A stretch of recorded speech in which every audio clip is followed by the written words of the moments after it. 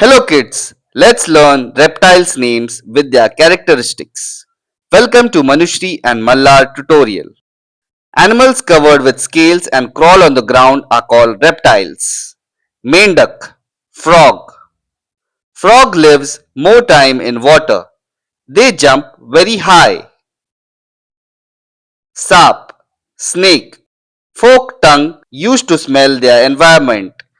They have scaly skin. Kachua, tortoise.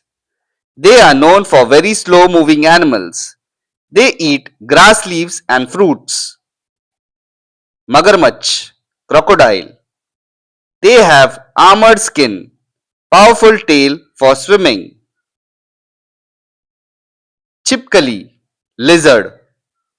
They have long tail, short neck and four legs. They have movable eyelids. Iguana. Iguana found in America. Known for their long powerful tail. They are expert climbers and swimmers. Girgit, chameleon. They are famous for changing colors. Independent 360-degree rotating eyes. Follow for more videos. Please like, share and subscribe. Thank you.